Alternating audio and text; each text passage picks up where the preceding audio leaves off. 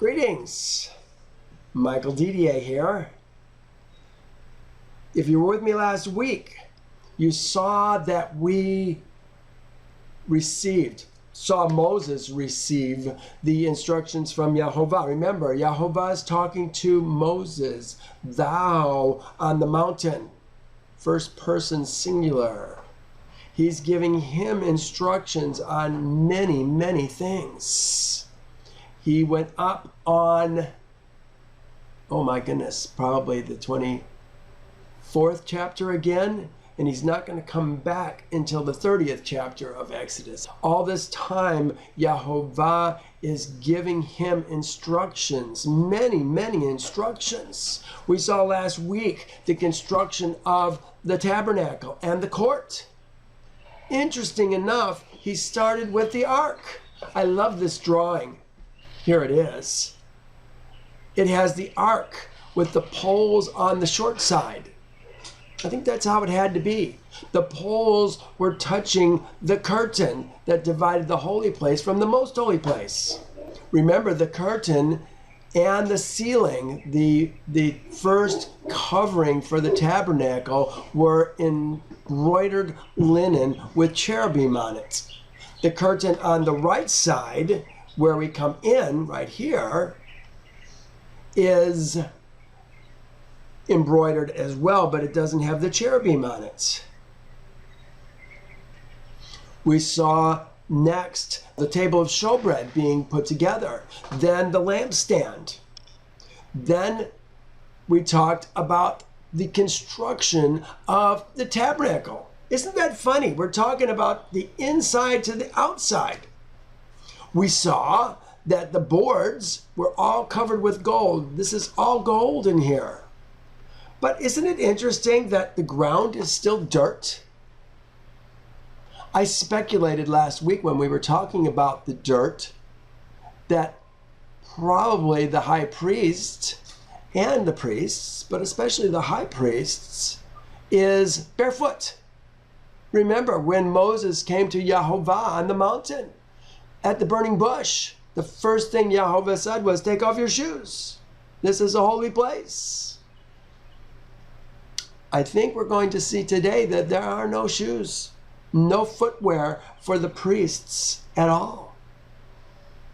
We went from there to the brazen altar, right here, bronze altar. All of the slaughters are going to be done on it, burned on it. The blood's going to be put on it. And from there, we did the court of the tabernacle. That's this court that goes all around it.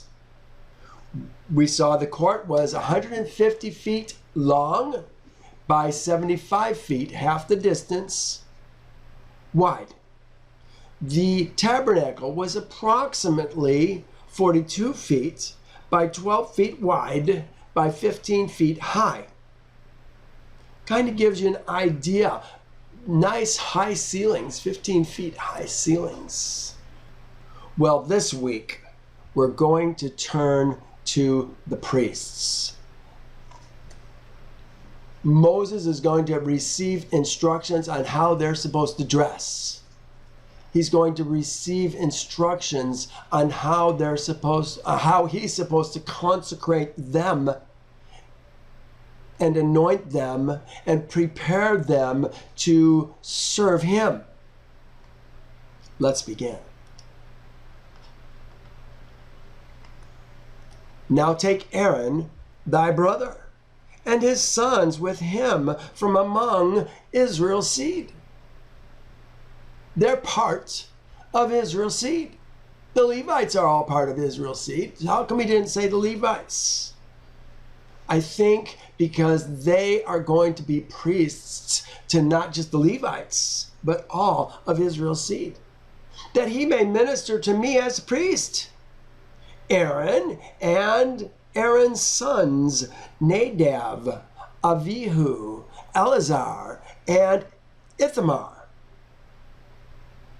And thou, remember this is all Yehovah speaking to Moses, shall make holy garments for Aaron.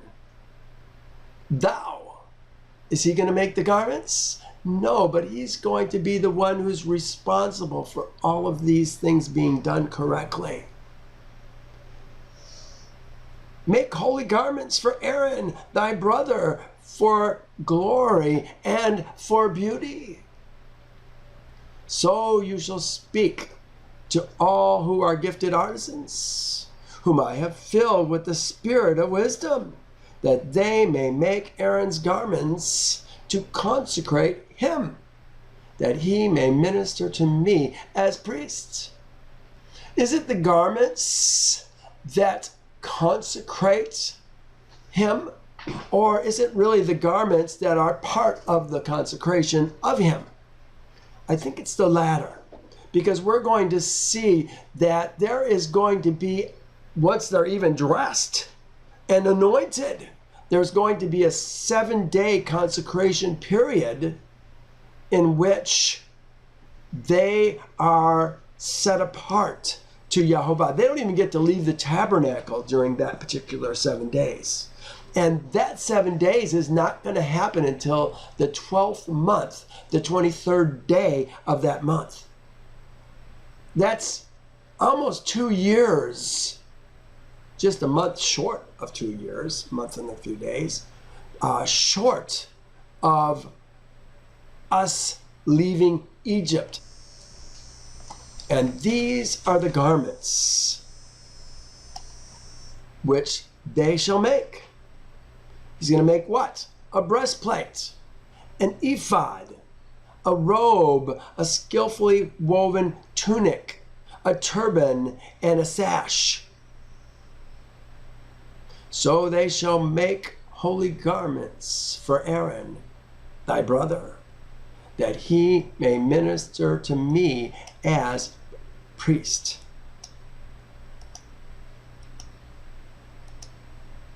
Here it is. I love this picture. I haven't found anything wrong with this picture. Everything that Yehovah says in chapter 28 seems to be represented here in this picture. We'll go through it piece by piece. This is the ephod. This is the intricate belt of the ephod, the breastplate, the blue garment, the linen garment, the turban, the plate that is on the turban. It's all so very well done, even down to the pomegranates that are going to be on the blue garment. Well, let's discover what Yehovah has in mind for this man. Remember, he just said that this was for glory. What did he say? That was really nice how he said that. For glory and for beauty. This gives you an idea. What does Yehovah think is glorious? And what does Yehovah think is beautiful? Seems to like gold, purple, blue, and scarlet, some of his favorite colors, on a white background. Well, verse 5 says, they shall take gold. They shall take the gold, blue and scarlet thread, and fine linen. You know, this is the first time that gold has been used. This is going to be intricately spun gold, literal gold strands that are being put into this garment. So interesting. Why does this have gold? Why didn't Holy Place have gold? Why didn't the tapestry or the first covering that went over the tabernacle have gold? Remember, it had the cherubims in it, but it didn't have gold. It had blue, purple, scarlet. I think it has to do with the priests being sanctified, consecrated to Yehovah. Just like the table, that's all gold. The lampstand, that's all gold. The ark and the mercy seat, that's all gold. Remember, even the pillars in there that are holding up the screen, the veil that goes between the holy place and the most holy place, covered with gold. And of course, the tabernacle itself, all the boards of the tabernacle are gold. It makes sense to me that this man is going to be covered with some gold in him, in his garments. And they shall make an ephod of gold, blue, purple, and scarlet thread. They're added thread. And fine woven linen, artistically worked, cunningly worked. Young's Literal Translation says, the work of a designer. The ephod is made of embroidered and fine linen. Let's understand what the ephod is. Again, I was a little bit confused this morning. I was confusing the breastplate, which has got the stones in it, also potentially has the Urim and the Tumim in it, hidden in it apparently. I was confusing this breastplate with the ephod. This is the ephod that is going to go over him. The first thing they were talking about, intricately woven with gold and blue and scarlet and purple. Covers both sides of him. Almost like, I'm not even sure what I would call it. It's open on the sides, but the belt's going to hold it together. Let's continue. It shall have 2 straps joined at its 2 edges, and so it shall be joined together. 2 straps at its 2 edges. Is it talking about the straps that go over the shoulders, and maybe the front piece and the back piece are 2 separate pieces? Or is there going to be 2 straps that are going to hold the back side to the front side on both sides? I guess I got to hold myself up a little higher here to hold those 2 pieces together. I think we're talking about the things that are going to go on the shoulders to hold it together. It says, and an intricately woven band of the ephod. This is the belt. Intricately woven band of the ephod, which is on it, shall be of the same workmanship, made of gold, blue, purple, scarlet, and fine linen. Here is the belt that they're talking about.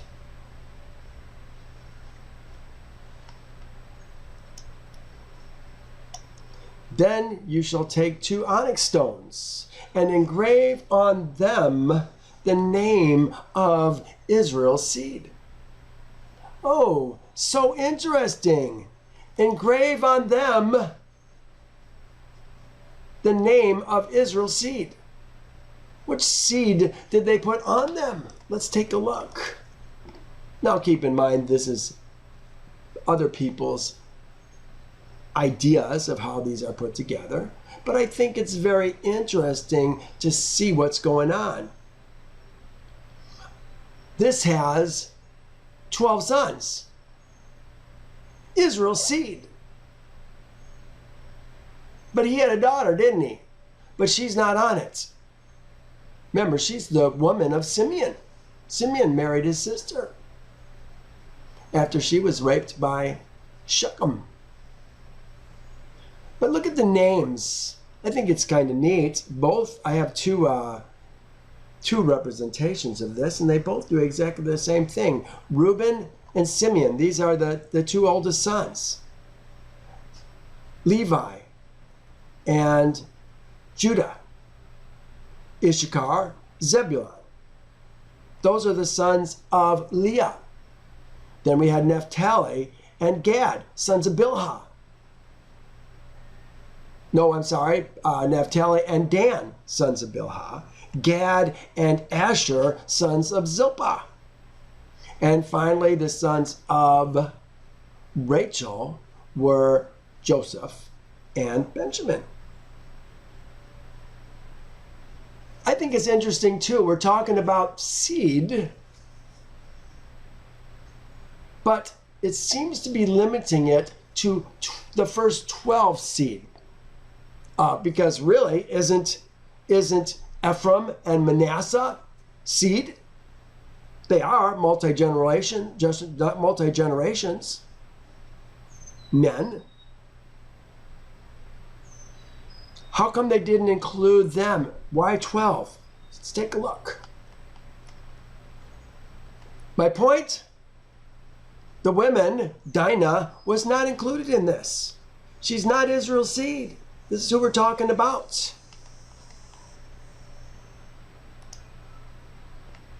Oh, here's the other one. Similar. Made to be sown. They're not black though. This one was black. I like this one represented. It seems like onyx stone. Can onyx stone be this color? I don't know. I always thought of onyx as being black. Maybe I'm wrong. Okay. 6 of their names on one stone and 6 on the other stone in order of their birth. Well, there we got 12 names that were being listed for B'nai Israel. This is who we're talking about. B'nai Israel, 12 names. With the work of an engraver in stone, like the engraving of a signet. You shall engrave the 2 stones with the names of Israel's seed. You shall set them in a setting of gold. Well, I've got the same ones twice. And thou shalt put the 2 stones on the shoulders of the ephod. So they're going to be on the shoulders, sewn onto the shoulders. We saw, here, let me go back to this. See the edges of these to be sewn securely to the ephod? And from this, we're going to add another, well, maybe even use one of these. We're going to add or connect a gold, intricately woven gold chain, it's called, to hold on the breastplate. Thou shalt make settings of gold, and thou shalt make 2 chains of pure gold. Those are the chains I was just talking about. Like braided cords, and fasten the braided chains to the settings. So right now we've got the chains attached to the settings, but we don't have anything attached to the chains yet. That will come. You shall make a breastplate of judgment, artistically woven according to the workmanship of the ephod. Same look as the ephod is going to be the background of it. Thou shalt make it of gold, blue, purple, and scarlet, and fine woven linen. Remember, the fine woven linen was the white linen that is the foundation for all of the embroidery. Thou shalt make it. Here's a picture of the breastplate. I like this particular one. I think it's good. They didn't make it attached to the ephod, though. I don't know if they're treating this as the ephod, but yeah, here's the breastplate. It's just not doing quite what Yehovah seems to be saying. It is made of the fine woven material. I'll stop it with there. It says, and it shall be doubled into a square. Doubled into a square. Oh, that's interesting.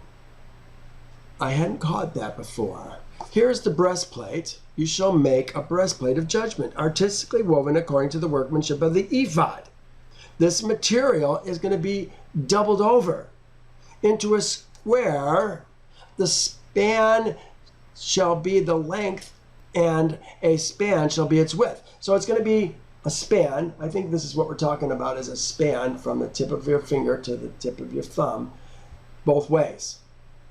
But that means there's a pocket in the breastplate. I've always wondered where they keep the Urim and the Tumim. Ha-Urim, Ha-Tumim. It may be that that's where it's at. There's a pocket there. Is that possible? I haven't been able to find out where it goes. Maybe. When folded, it will, this is a contemporary Jewish Bible. When folded double, it will be a square, a handspan by a handspan. So they're using kind of the same idea I was thinking. My handspan is 9 inches, half of a cubit. Oh, 9 inches. Remember we were talking about 18. So there's 9 inches right there. Or no, I guess we got to do it this way, don't we? Here, yeah, that's pretty close. Okay. Doubled over. And thou shalt put settings of stone in it, 4 rows of stone. The first row shall be sardius, topaz, and emerald. This shall be the first row. The second row shall be turquoise, sapphire, and diamond. The third row, jacinth, and agate, and amethysts. And the fourth row, beryl, onyx, and jasper. They shall be set in gold settings. What does it say? The stones shall have the names of Israel's seed. 12! According to their names. 12 according to the names. I wonder if that's the birth order again that we're talking about. Don't know for sure. Like the engravings of a signet, or engravings on the signet, each one with his own name, with its own name, they shall be according to the 12 tribes. 12 sons, 12 tribes. Again, it doesn't have Ephraim and Manasseh. Do you remember Genesis? Like when he was blessing the boys, or just before he blessed the boys, maybe it was more like 27 of Genesis. Jacob said that Ephraim and Manasseh would be his sons, just as Reuben and Simeon are his sons. He was adopting them. They got the birthright. They, in a sense, took Joseph out and put these 2 boys in. So when Levi became the priest, or the Levites became the ones representative of Yehovah who didn't have land, there were still 12 tribes. But this is 12, the first 12 sons. These are his actual sons. Remember, Dinah is not a seed, but she is from his Yarek. Because when we talk about seed, we're talking about men. Israel's B'nai. B'nai Israel. You shall make chains for the breastplate at the end, like braided cords of pure gold. And you shall make 2 rings of gold for the breastplate. 2 rings of gold for the breastplates. And put 2 rings on the 2 ends of the breastplate. So it sounds like there's 4 rings that are going to be 2 at the top, 2 at the bottom. You shall put the 2 braided chains of gold in the 2 rings which are at the ends of the breastplate. There's where the stones that are on the shoulders that have the chains attached to them are now going to be attached to the breastplate. And the other 2 ends of the 2 braided chains you shall fasten to the 2 settings, and put them on the shoulder straps of the ephod in the front. You shall make 2 rings of gold and put them on the 2 ends of the breastplate, on the edge of it, which is in the inner side of the ephod. the inner side of the ephod. I think we're talking about this portion right here. Let me go back to this. Here, I got a close up. I think we're talking about this right down here. We're putting these rings. There's rings here, here, here, and here. 2 are going to go to the, what do we call those? The signets that are on the shoulders. And 2 are going to go with an embroidered blue thread to this loop right here and this loop right here, which is on the seam of this garment, both sides, and above the belt. Let's take a look at it and see if that's what it says. And 2 rings of gold you shall make. Put them on the 2 shoulder straps underneath, 2 shoulder straps underneath the ephod toward the front, right at the seam above the intricately woven band of the ephod, right above the seam. And 2 other rings you shall make and put them on the 2 shoulders underneath, under the 2 shoulders. Why do they say under the 2 shoulders? Maybe he's saying on that side of your body, I guess, straight down, because it says underneath the ephod toward its front, right at the seam above the intricately woven band. And they shall bind the breastplate by means of its rings to the rings of the ephod. Those are the things we were just talking about, using a blue cord, so that it is above the intricately woven band of the ephod, and so that the breastplate does not come loose from the ephod. It's going to hold it tight.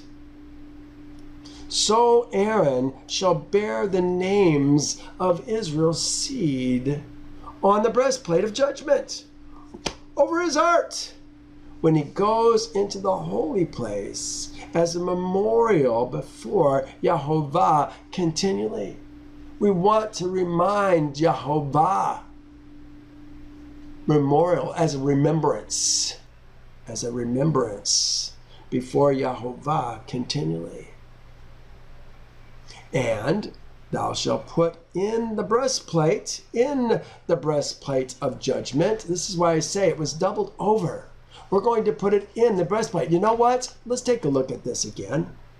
When we look at this picture of it, we don't see the Urim and the Thummim. Where are they? How are they used?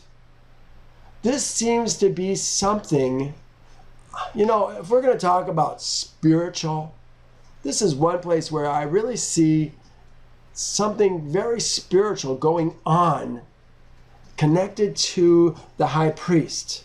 And it is with the Urim and the Thummim, because he gets word from Yehovah and can pass on that word to the king, or perhaps to other people who ask. I want to give you an example of that this morning. I'm guessing they are placed in the folds of this breastplate. And thou shalt put, I read that, and thou shalt put in the breastplate of judgment the Urim and the Thummim, and they shall be over Aaron's heart. They. That could mean that there's a placement of where this Urim and this Thummim is supposed to be placed. Remember, the breastplate covers quite a large area, span by a span. But maybe there's a spot over his heart that we're going to put the Urim and the Thummim. Here they are. Oh, do I not have them? Ooh, I wanted to show you them. I don't have the picture of them. Let's see if we can find it really fast, because I really wanted you to see an example of the Urim and the Thummim. I think I can find it fairly quickly. There's the Urim and the Thummim. How are they used? Let's talk about that for a moment.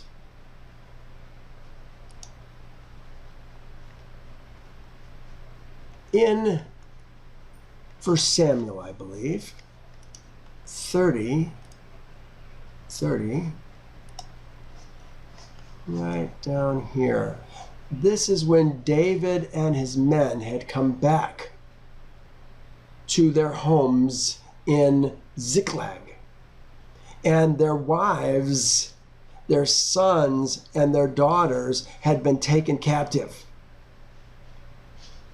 And they were very upset. They were upset with David, almost ready to kill him. And it said here in verse 8, so David inquired, no, let's go to verse 7. Then David said to Abiathar, the priest, Ahimelech's son, please bring the ephod here to me. And Abiathar brought the ephod to David. And David inquired of Yehovah, saying, listen what he says. I just had a hunch on how this might work. So David inquired of Yehovah, saying, shall I pursue this troop? Shall I overtake them? And he answered him, pursue, for you shall surely overtake them, and without fail shall recover all.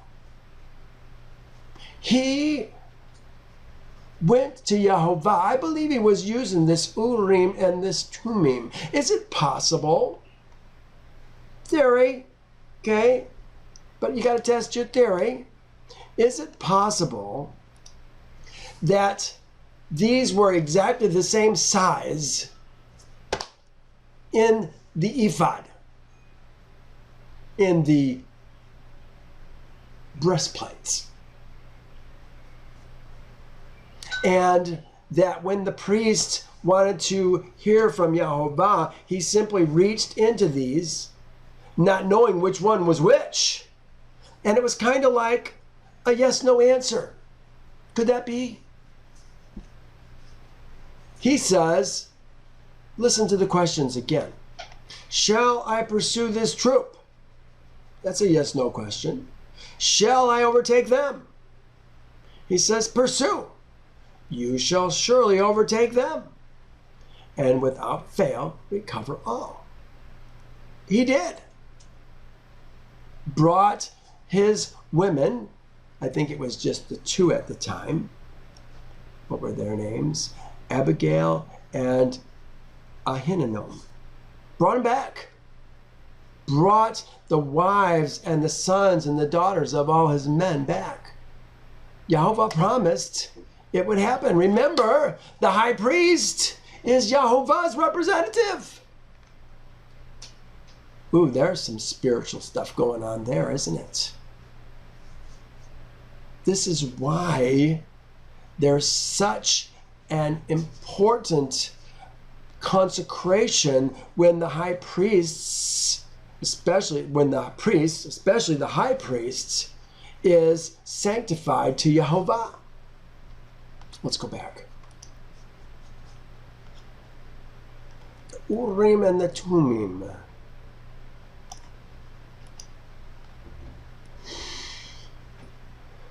You shall make a robe of the ephod.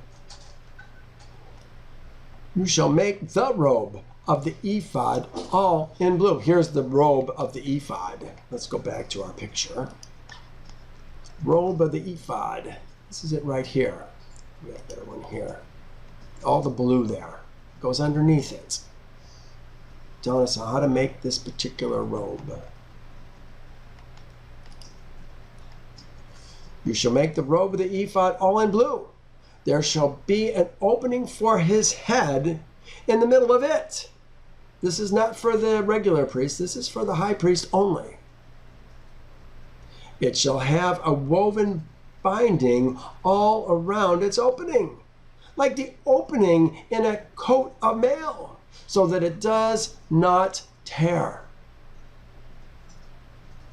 I think this garment is to be made so that there are no seams in it. It's somehow woven together so there are no seams.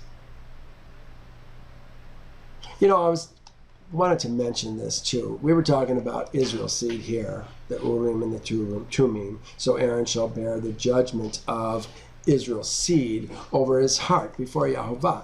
You know, when you go to this verse and you compare it, I want to just show you something. Look at all the things that are used. Here is the children of Israel. Here is the people of Israel. Here is sons of Israel. Is it no wonder that people are so confused as to who B'nai Israel is? How many times have we seen over and over and over again that it's just these Ezra men? This is why I had to call him something different. I had to call him Israel's seed so that we can see it. And in today's case, we're talking about Israel's seed, but we're talking about 12. The first 12, the actual seed sons of Jacob.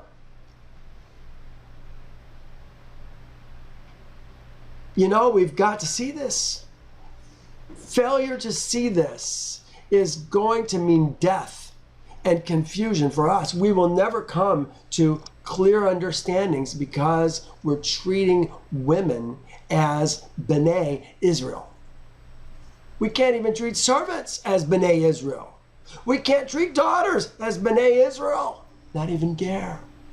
B'nai Israel are the Ezra men who have come into covenant with Yehovah at Passover, after they came out of the kingdom of their birth.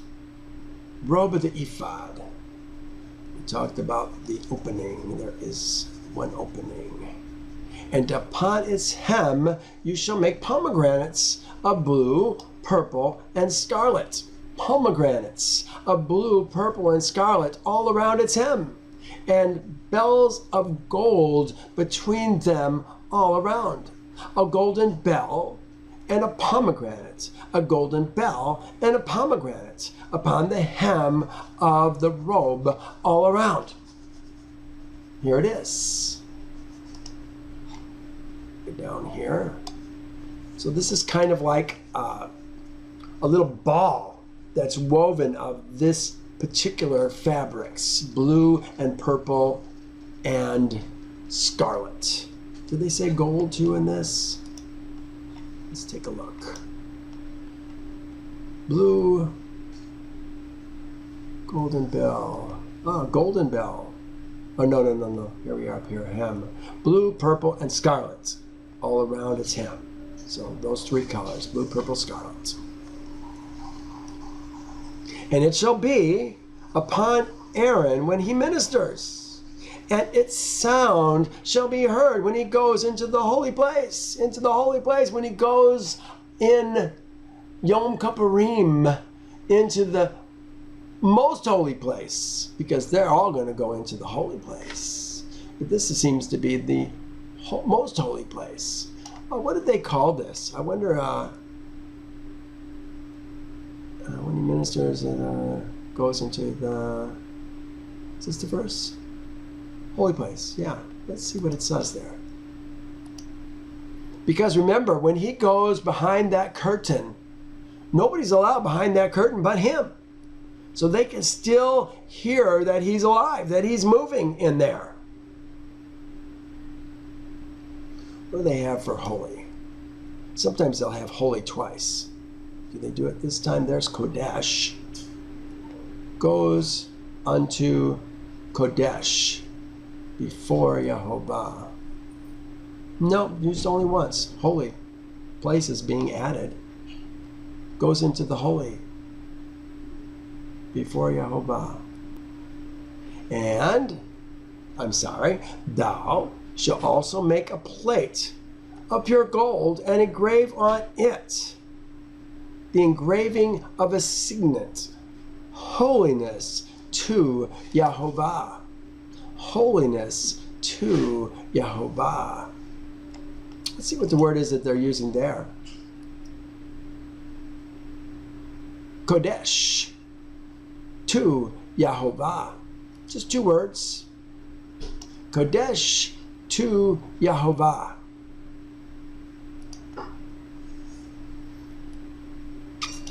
Here it is. Picture of it. This is the engraving right here. Kodesh La Yehovah. Probably La Yehovah. That's all it says. But it's going to go on this tunic of fine woven linen.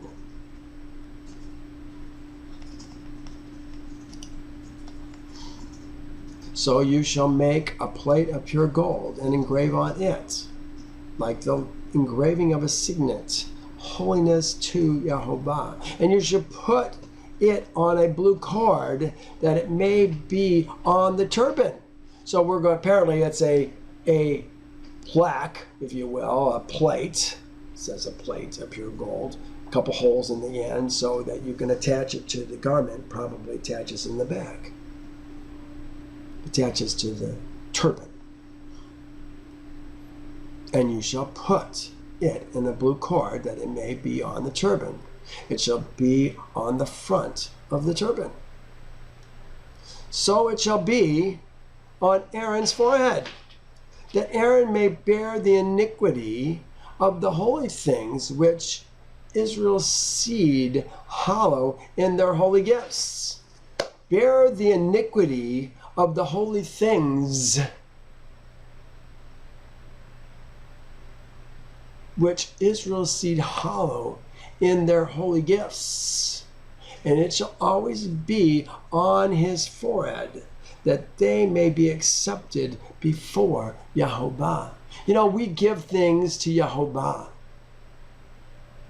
but we're so flawed. Perhaps even our gifts are flawed. But the high priest is, in a sense, a mediator. What did he say? So it shall be that so it shall be on Aaron's forehead, that Aaron may bear the iniquity. Aaron may bear the iniquity of the holy things. The iniquity of the holy things. What is the word they're using for iniquity? Aaron may bear the iniquity. Here it is. The avan, perversity, evil, mischief. Yeah, perversity is really what it is. All those other things are just, see everything after the dash where it says evil, bear the evil, perversity. Everything after that is just how other people interpret it. You really can't use that as your definition, just so you know when you're looking at Strong's. Yeah, don't make the mistake of doing that. And look at other places where you can get a definition for this. I like to use myself, I click on H5771, it shows up down here. And now when I go to the dictionary, I like to check out the ancient Hebrew lexicon of the Bible. He says guilt, bear the guilt, the guilt. Here's word study, gives another idea. Masculine noun, evil, guilt, punishment. This is one of the four main words indicating sin in the Old Testament. Yeah, avan. Kata'at is another one. Kata is yet another one. Okay. You shall weave a tunic. Oh, tunic. We're on a new subject. Okay, this is not the turban. The turban we've done up here. The tunic now is the white garment that goes underneath the blue garment. Here's the tunic here, and here's the tunic down here. It also is going to have a sash, probably like this sash of the ephod, that is going to be underneath the blue garment. And Aaron's sons only wear this linen tunic with its sash. Though I think they do have headwear, and they also have their whitey-tighties. We're going to talk about the whitey-tighties here in just a moment. Oh, I told you, I said whitey-tighties. Yeah, but you keep saying it's tighty-whities. I'm not sure it makes any difference. She's making fun of me. Okay. Going back. A tunic of fine linen. You shall make a turban of fine linen. Oh, there it is. Linen, fine linen tunic and the fine linen turban. And you shall also make a sash of woven work. That's what's going to hold it on you. For Aaron's sons you shall make tunics, and you shall make sashes for them, and you shall make hats for them. It's a different kind of word. One was tunic. This one says hats. There's some kind of a headwear that they're going to have their head covered when they go into the holy place. These are the priests. It has nothing to do with Israel's seed. Has nothing to do with the Levites. This is for the priests that are going into the tabernacle, the holy place. For glory and for beauty, it says. So thou shalt put on them, on Aaron thy brother, and on his sons with him. Thou shalt anoint them, consecrate them, and sanctify them, that they may minister to me as priests. The priests are Mashiach, anointed, just like the king is anointed. Priests have to be Levites when they're anointed to become priests.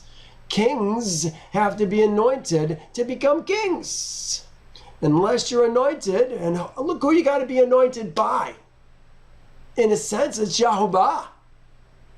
Because remember, Moses is Yehovah's Shalach, his representative on the earth right now.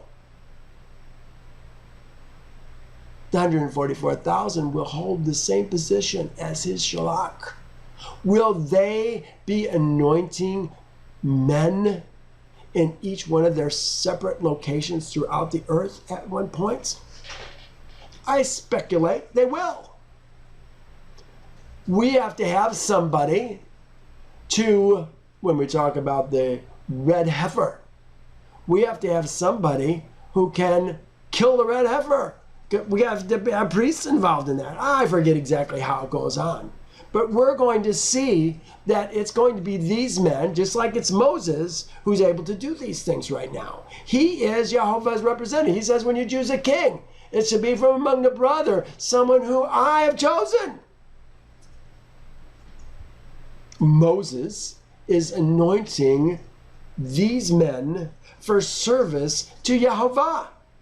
They're becoming his representatives on the earth. When you give something to Yehovah, you're giving it to the priests. It's for them. The first fruits, the firstborn, the Bakor of man and beast, it's going to the priests. He says, and you shall make for them linen trousers, whitey-tighties, to cover their nakedness, that they shall reach from the waist to the thighs. Waist to the thighs. Undergarments. Whitey-tighties is probably not quite accurate. I don't think they're tight like a whitey-tighty would be. But it's my sense of humor, I guess. Are you laughing at me again? The items for the temple were given from the inside out. Ark, table of showbread, lampstand, curtains, boards, bronze altar, all moving from the inside to the out. And finally, the layout of the court. Now the instructions for the high priest's garments were given from the outside in. My question is, why? Why does Yehovah do it like that? I don't know. Just a question. One more of the many questions that we ask. They shall be on Aaron and on his sons when they come into the tabernacle of meetings. Tabernacle of meeting. Tabernacle of meeting is the tent. The tent, Ohel, of Moed. But I said last week this was different from the tabernacle. But I don't think it is. I think I was wrong. It appears to me that it is the same thing. So we've got to understand it on even a deeper level to really see what's going on. I'm sure this is tent of Ohel. Let's look.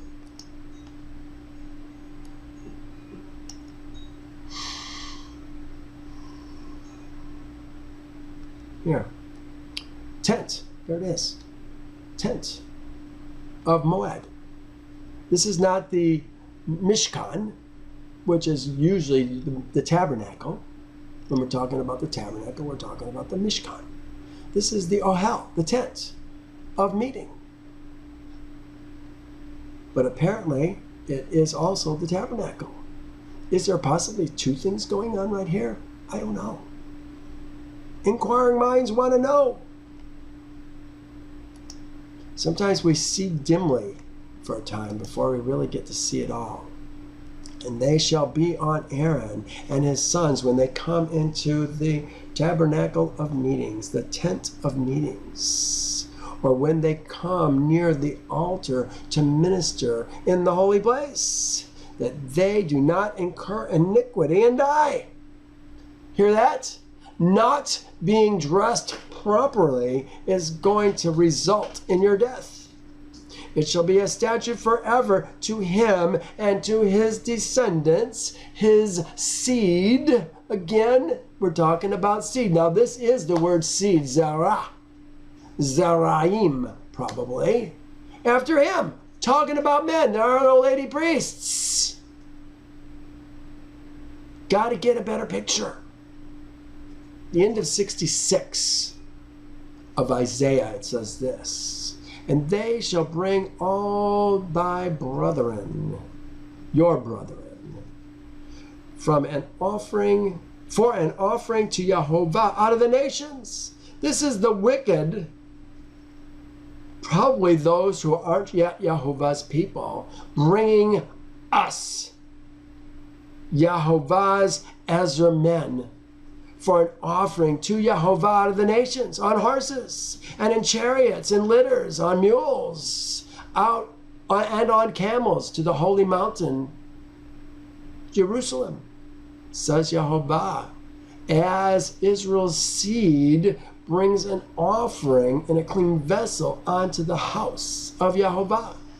Yehovah at the end of the chapter says, I will also take some of them for priests and Levites, says Yehovah.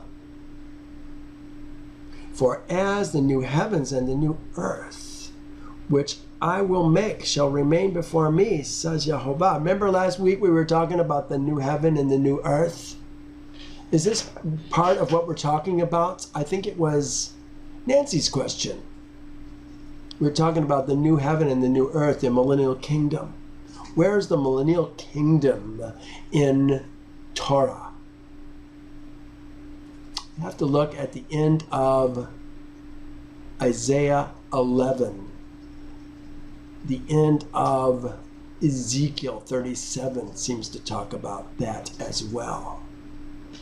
Isaiah, he goes on, for as the new heavens and the new earth, which I will make, shall remain before me, says Yehovah, so shall your seed, your descendants, and your name remain. Who's he talking about?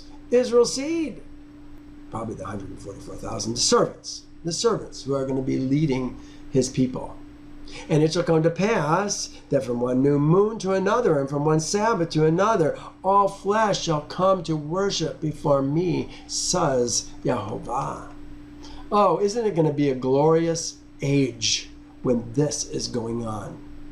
Oh, Father, I want to be included in that. Please, don't let me die here on the earth. Father, I want to see your mighty hand as you deliver Israel's seed out of the hands of the wicked yet a second time. Oh, I want to be there. I want to see the strong arm of Yehovah work on my behalf and on behalf of my brethren. I want our women and our children to see that also.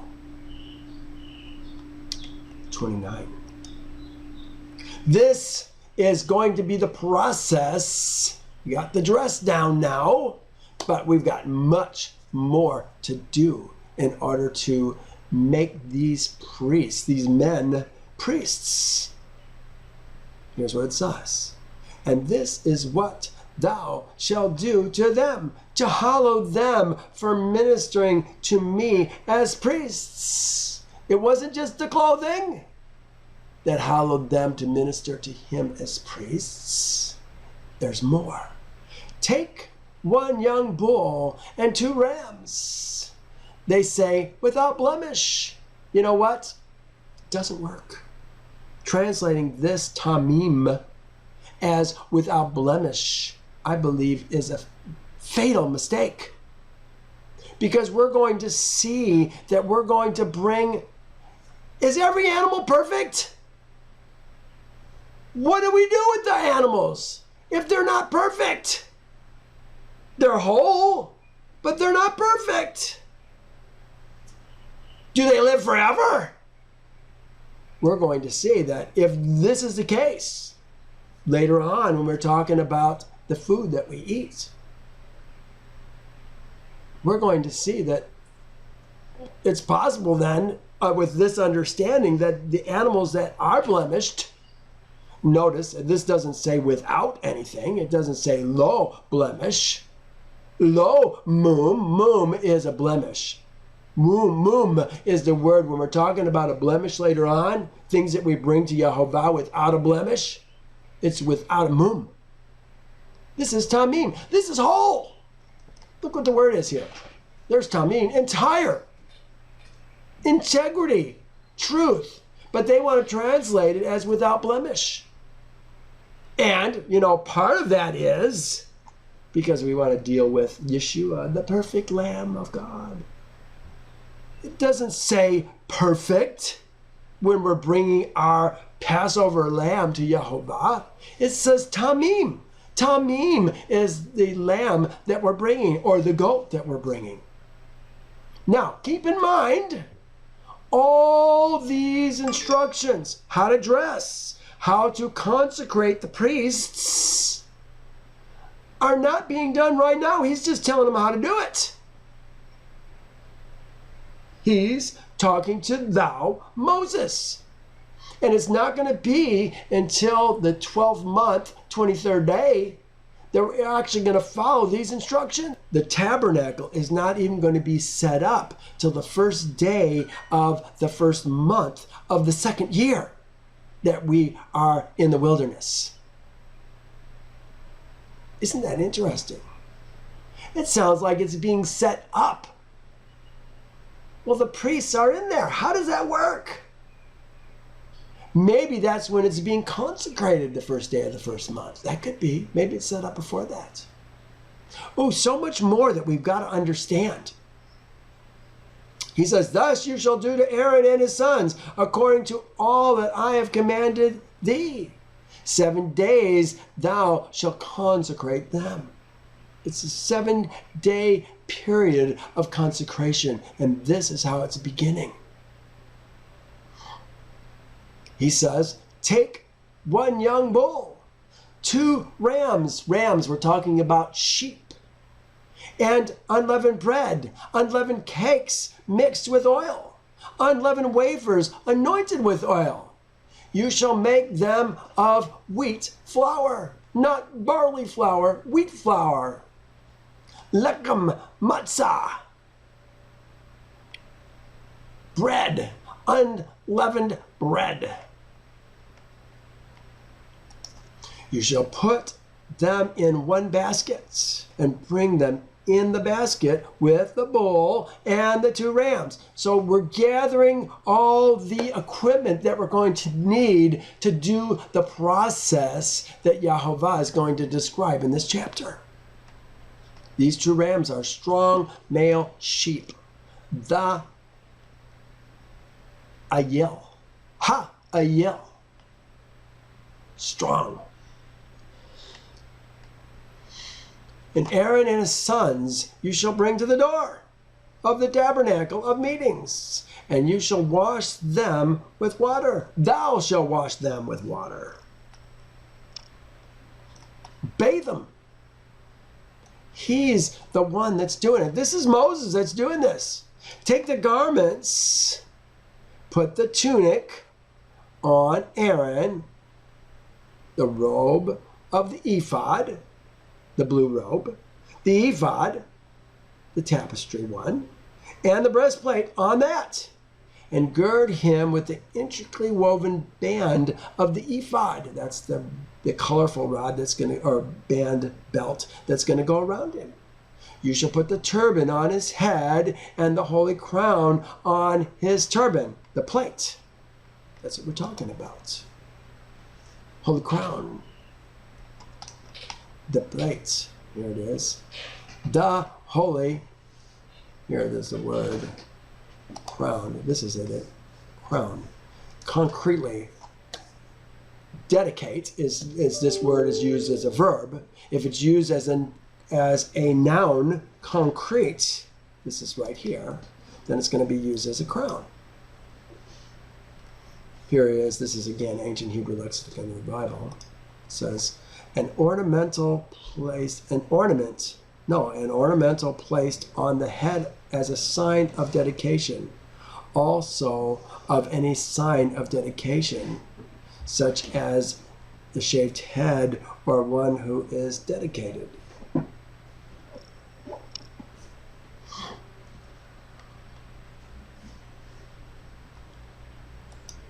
And thou shalt take anointing oil, pour it on his head, and anoint him. This is, again, Yehovah's shalach. Not just anybody gets to anoint a high priest.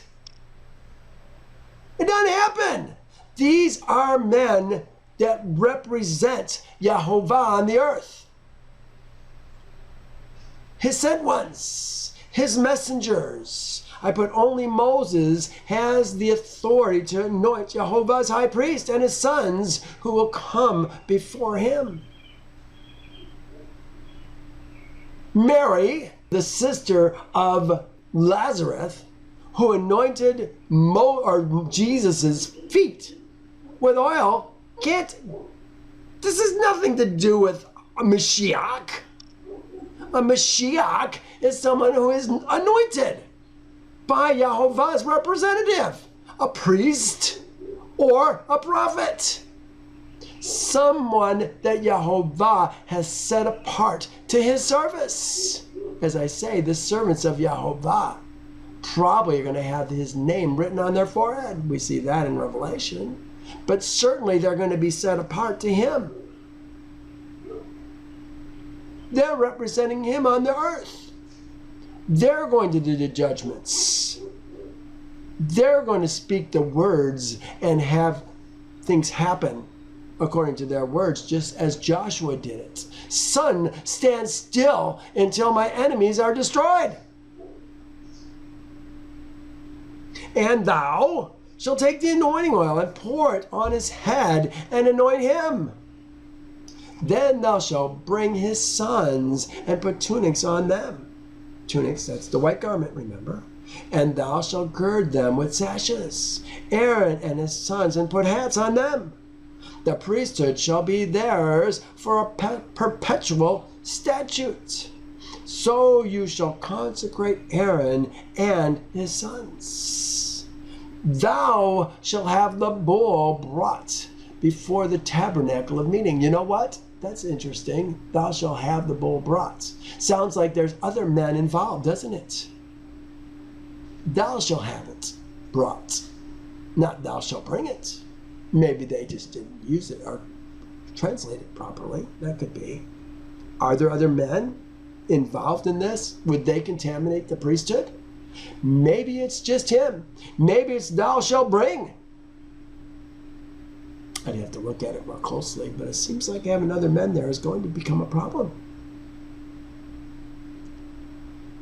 Then you shall bring his sons and put tunics on them. And you shall have the bull brought before the tabernacle meeting. And Aaron and his sons shall put their hands on the head of the bull. Then thou shalt kill the bull before Yehovah by the door of the tent of Moed. Tent of Moed. This is the tabernacle. The tabernacle is going to be there at this point. I put it will not be set up until the first day of the first month of the second year. I think I'm wrong.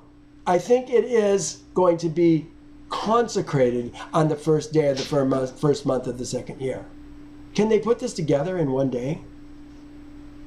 And where are the priests? If he's going to be doing all these things for 7 days, the tabernacle has to be there. They're not going to start it until the 12th month, 23rd day. So many things to sort out. Here in Exodus 40 it says, Then Yehovah spoke to Moses, saying, On the first day of the first month you shall set up the tabernacle. Set up the tabernacle. First day, first month. Set up the tabernacle, the tent of meeting. Here, this is the word I was looking for right here. The Mishkan. Set up the tabernacle of the tent of meeting. Tabernacle of the tent of meeting. There's the tent and there's the moed. Seems to be one and the same. But was this set up on the first day of the first month? It says it was set up on the first day of the first month. Yet they're before it, and we're talking about things that are going to happen at least a week before the first day of the first month. Here it says, And it shall come to pass in the first month of the second year, on the first day of the month, that the tabernacle was raised up. Maybe it was finished being raised up. The priests will be sanctified for 7 days before. Here, this is Yasher. We haven't read Yasher for quite some time, but I think it's illuminating to see this. And in the 12th month, on the 23rd day of the month, Moses took Aaron and his sons, and he dressed them in their garments, and anointed them, and did unto them as Yehovah had commanded him. And as Yehovah had commanded him. Today, he's commanding him what he's going to do. As Yehovah commanded him. Moses afterward took Aaron and his sons and said to them, For 7 days you shall remain at the door of the tabernacle, for thus I am commanded. Hear that? For 7 days they got to remain before the door of the tabernacle, but it says the door of the tabernacle wasn't set up until the first day of the first month of the second year. This is 7 days prior. And Aaron and his sons did all that Yehovah commanded them through Moses. And they remained for 7 days at the door of the tabernacle. And on the 8th day, look at what happens on the 8th day. The 8th day is going to be the first day of the month. First day out here, it is right here. The 8th day, being the first day of the first month in the second year from the Israelites' departure from Egypt, Moses erected the sanctuary. Erected the sanctuary. Oh, is it possible that they had the bronze altar in there, but they did not have the sanctuary set up yet? Let's think of that as a possibility. Maybe they were in there without the tabernacle, the tent of meetings, being set up. Moses erected the sanctuary, and Moses put up all the fixture of the tabernacle and all the furniture of the sanctuary, and he did all that Yehovah commanded him. And Moses called to Aaron and his sons, and they brought the burnt offering and the sin offering for themselves and the sons of Israel, as Yehovah had commanded. On that day, oh my goodness, look at this. This is the day that Nadab and Abihu died.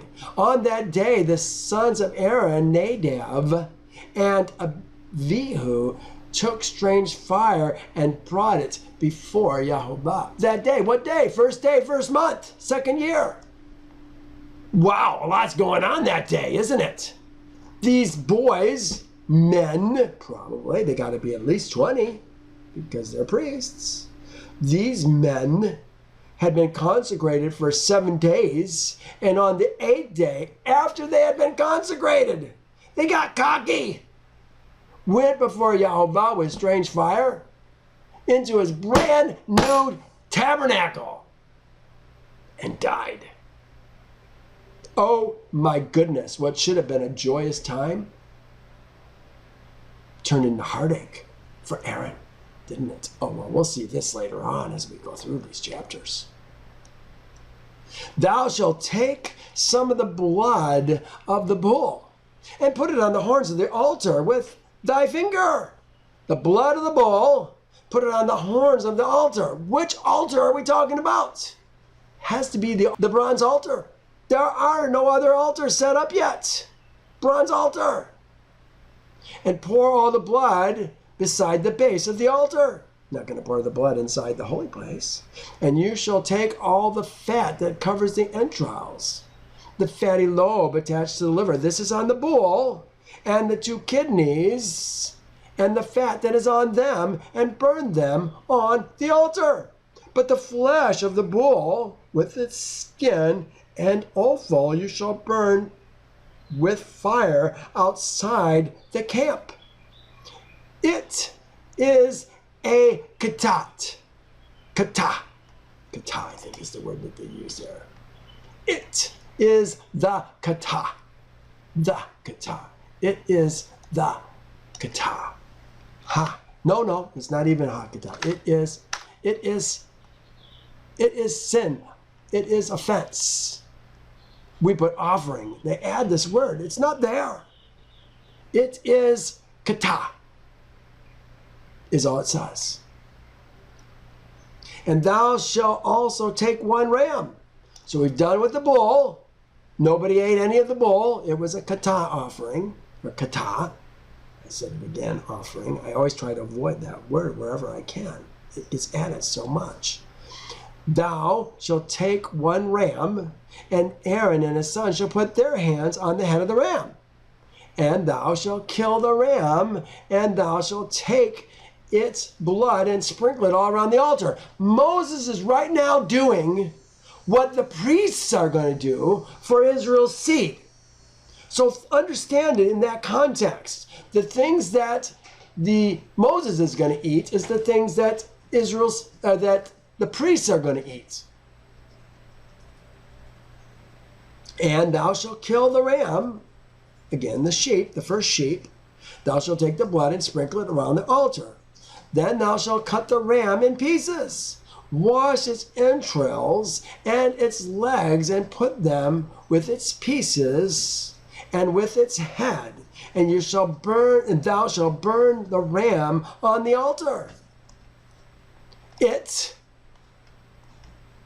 is a olah to Yehovah, a sweet aroma made by fire to Yehovah. It is a rising to Yehovah.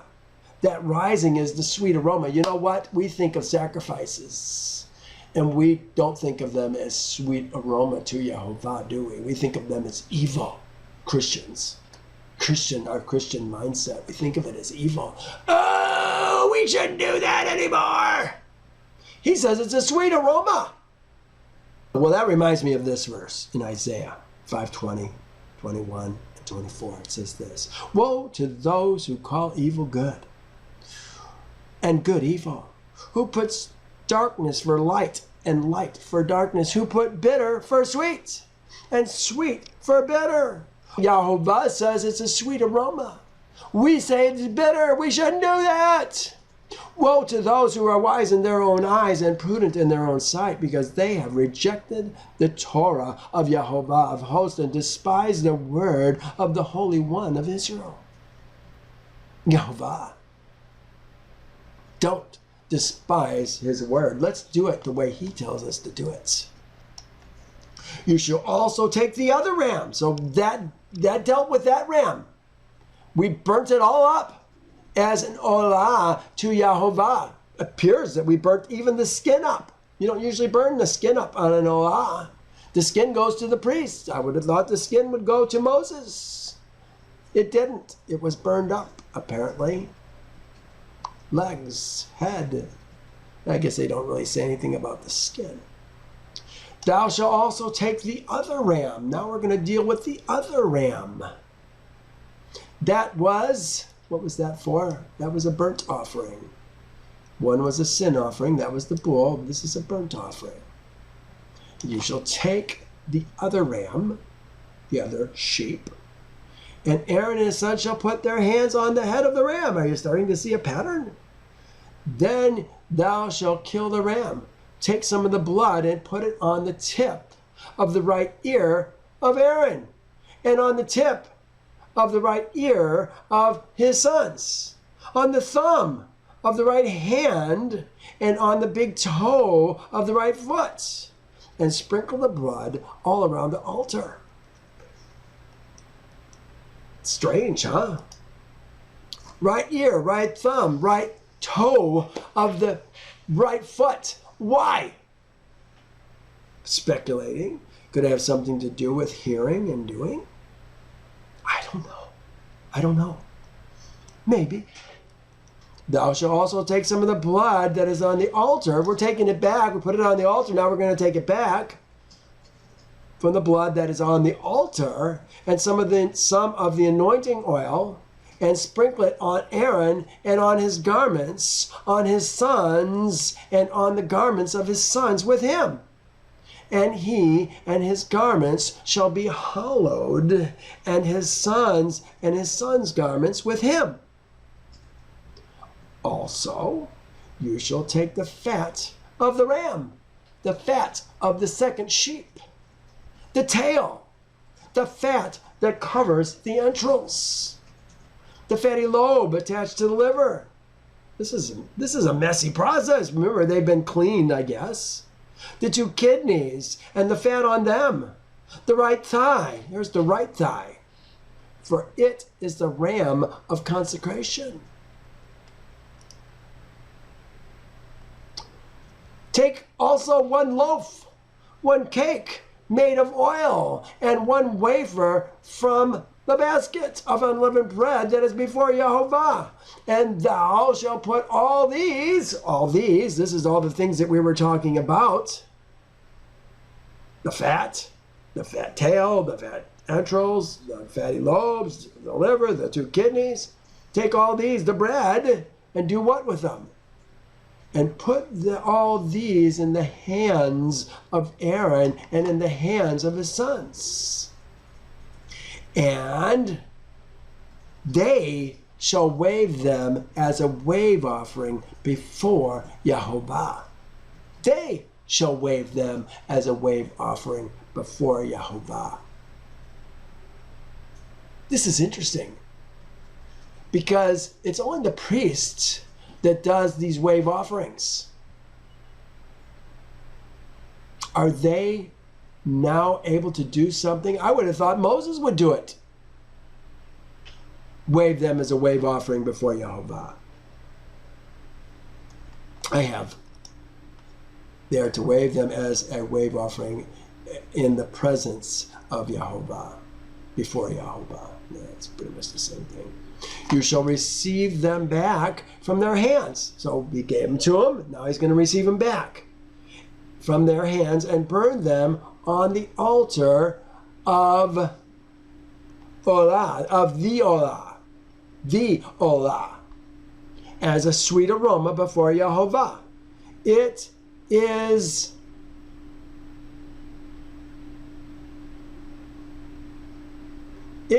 made by fire, is what it says. It is made by fire to Yehovah. Interesting enough, the fire is Isha. The word that we get for woman is also the same word that we use for fire. Isn't that interesting?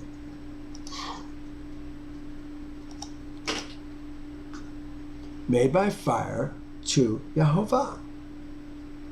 And thou shalt take it from their hands and burn them on the altar, for the olah is a sweet savor made by fire before Yehovah. I guess I had already translated that. Then thou shalt take the breast.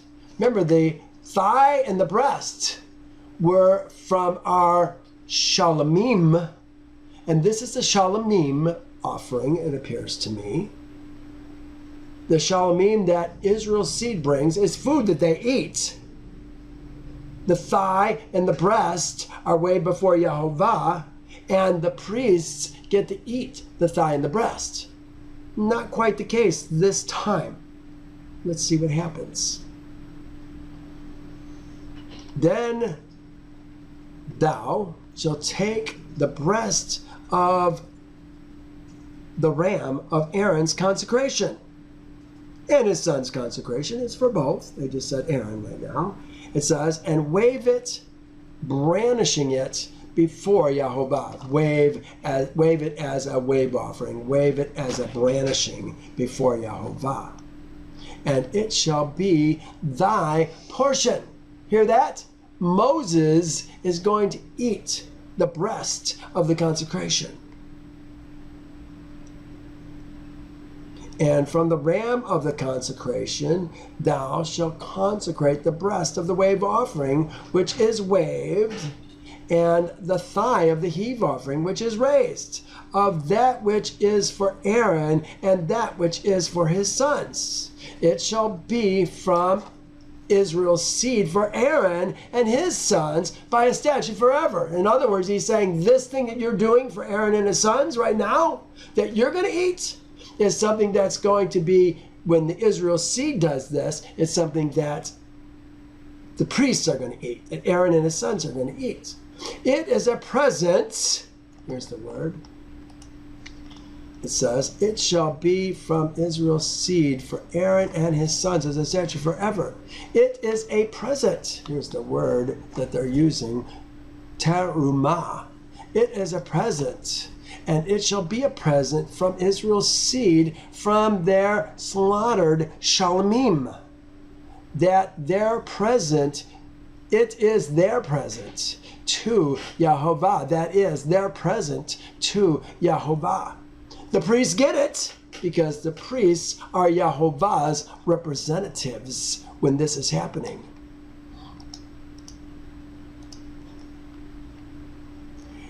And the holy garments of Aaron shall be his sons after him. Oh, do you hear what's going on here?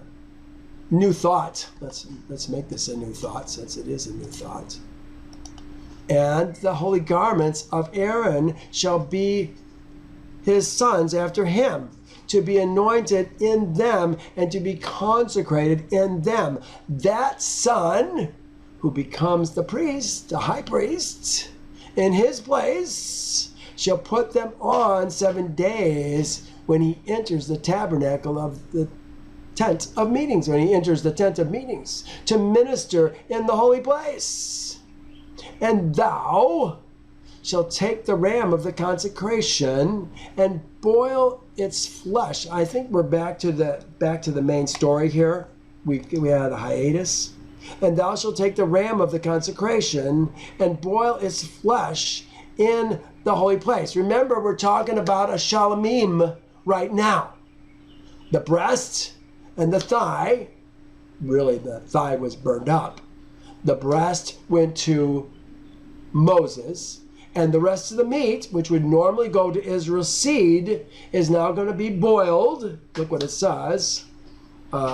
Boiled in a holy place, in the holy place, in the holy place. No, not in the holy place, in a holy place. No definite article, perhaps in a holy place. Then take the sheep of the wave offering. This is Bible in basic English. I really like this translation. Contemporary Jewish Bible is not bad either.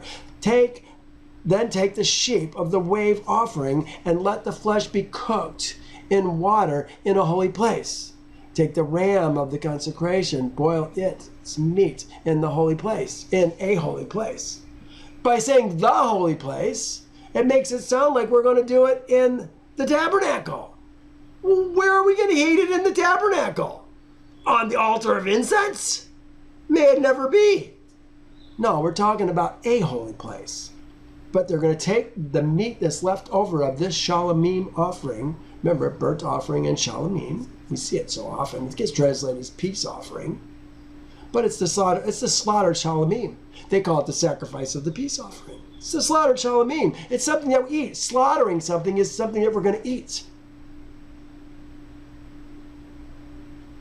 Then Aaron and his sons shall eat the flesh of the ram and the bread that is in the basket. Here's the stuff that's left over. Okay, they're going to eat the flesh of the lamb. That ram, they're going to eat the bread that was in the basket by the door of the tent of meetings.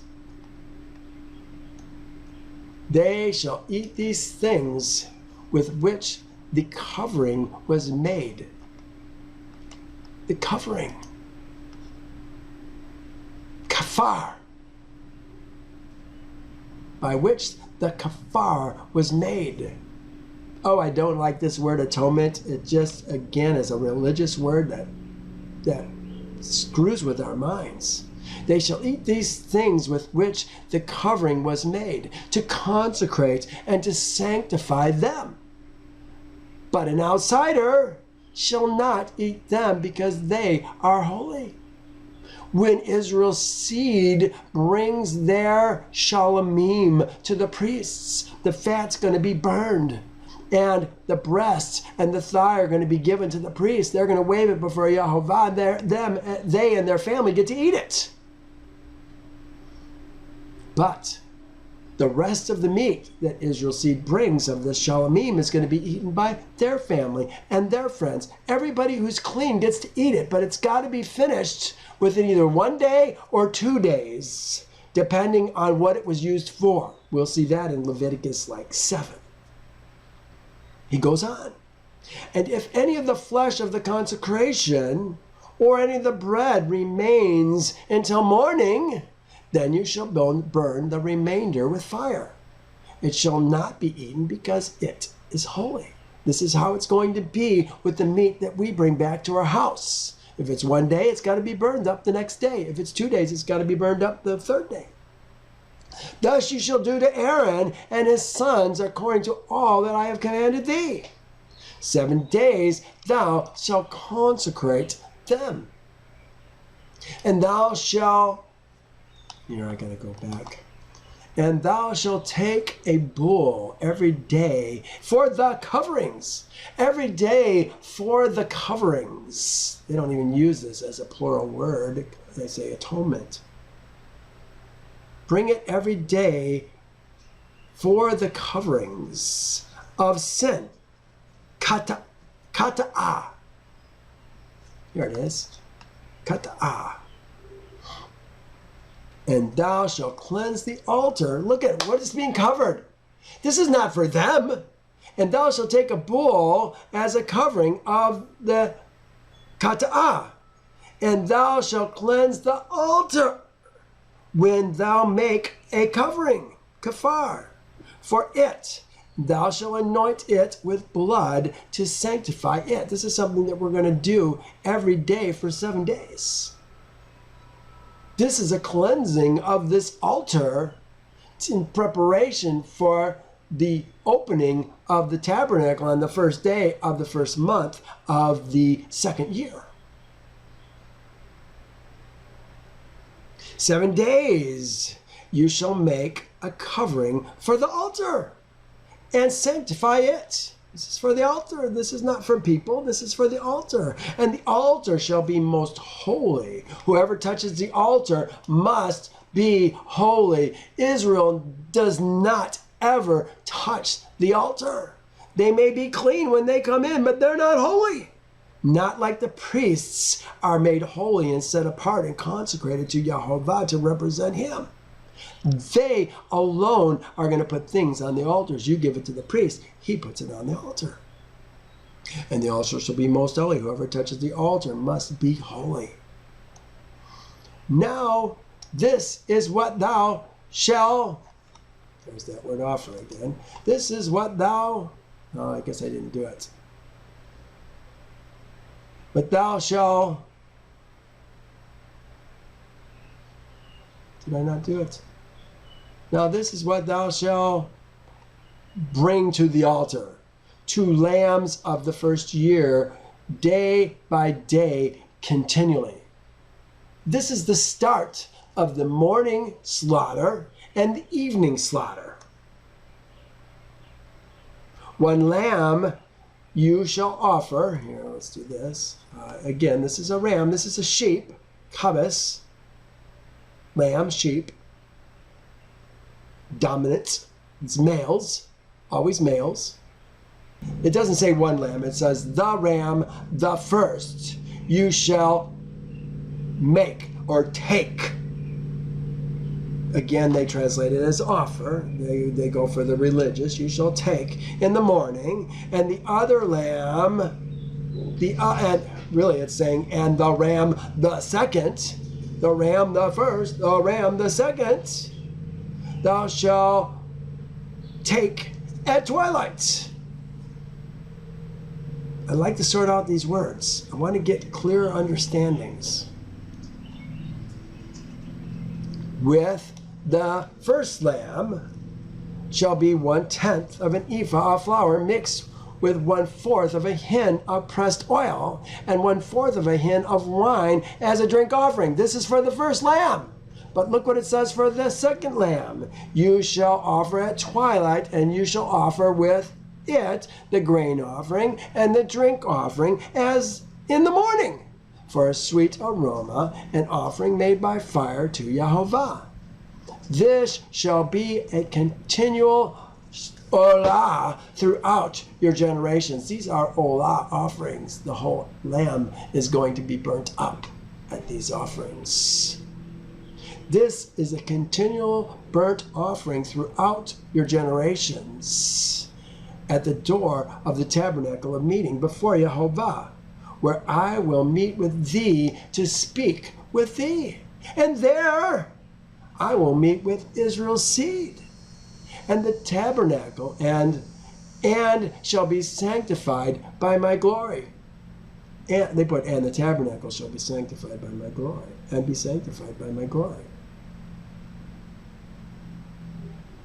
So I will consecrate the ohel, the tent of Moed, and the altar. I will also consecrate both Aaron and his sons to minister to me as priests. And I will dwell among Israel's seed, and I will be their Elohim. And they shall know that I am Yehovah, their Elohim. Ani Yehovah. Remember we were talking about that? I am Yehovah. Ani Yehovah. He had to make Pharaoh understand that I am Yehovah, who brought them out of the land of Egypt, that I may dwell among them. Ani Yehovah, their Elohim. I am Yehovah, their Elohim. Yehovah wants to dwell with his people. Men. Then you shall say to Pharaoh, thus says Yehovah, Israel is my son, my Bakar. It really says, my Bakar, my Ben, my Bakar is Israel. So I say to you, let my son go that he may serve me. It's the son that serves Yehovah. But if you refuse to let him go, indeed, I will kill thy son. Remember, all it was his sons, all the men, firstborn of Israel, who were killed first. And it was the rest of the men who were drowned in the sea at the last, because he still would not let Israel go, and he's going to fulfill his words. He said, let him go, or I will kill your son. He did. My son is the plural he, the man-child. Israel is who we're talking about, his Ezra men. Yehovah's son serves and has a covenant with only Yehovah. Well, that's it for today. Tomorrow, or next week, he's going to give some other instructions.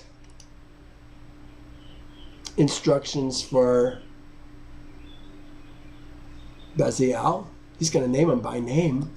And then in 32, he's going to return to the camp.